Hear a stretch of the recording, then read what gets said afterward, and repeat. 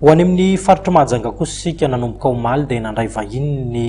renivohitra faritra Boeny zany hoe ny eo amin'ny tanànan'ny Mahajanga ao satria dia mandalo toerana ny délégation avy amin'ny nosy Mayotte nisy ny fionan'izy ireo tamin'ny tompon'andraikitra ao Mahajanga ao nahafahana nandinika ny fiarah-miasa azo apetraka.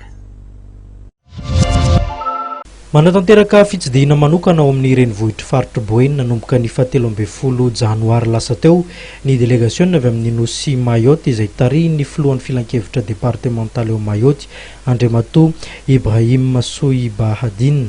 noraisy ny tompon'andraikitra ny tanàna noho izany ireto vahiny reto ataony lehibe ny faritra Boeny ny be ny tanàna ao an-toerana ary ny préfecture-ny Mahajanga. Efa ela moa nandrasan'ny faritra Boeny zao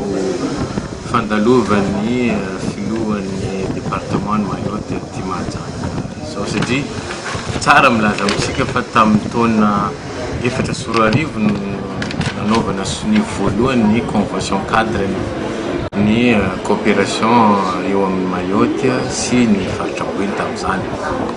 fa noho ny antony maro samihafa na avy aty amin'ny côté tsika zany na avy any amin'ny côté zareo ihany koa dia somary mangatsiatsika tsy dia hita taratra loatra zay fiantraikany zany fifandraisana eo amin'ny Mayotte sy Mahajanga zay ka amin'izao fotoana zao moa raha lany ty président vaovao ity mandalo eto izy miaraka amin'ireo équipe dia nanara loatra zay nampatsiahy azy indray izay fahavonona ny faritra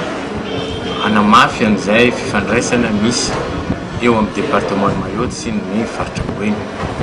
Raha ohatra ka teo aloha ny antony ino moa zany ireo karazana volet mialatsiny raha manotany frantsay ny volet izay hita tao amin'ny convention misehatra resaka bonne gouvernance amin'ny resaka fifandraisana eo amin'ny lafiny ara-économique sy ny ara-polotsaina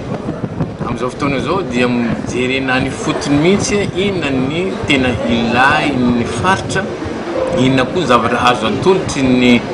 Mayotte ary tadiaviny ihany koa aty amintsika. Tao anatin'ny orairay teo eo no niaonan'ny rotonta tao amin'ny trano fandraisam-bahiny Atena tao Mahajanga navohitra tao anatin'izany endriky ny fiarah-miasa samihafa izay efa nitanterahana ary nisy ihany koa ireo izay vina mbola ho tanterahana izay vokatry ny izao fiaonana izao.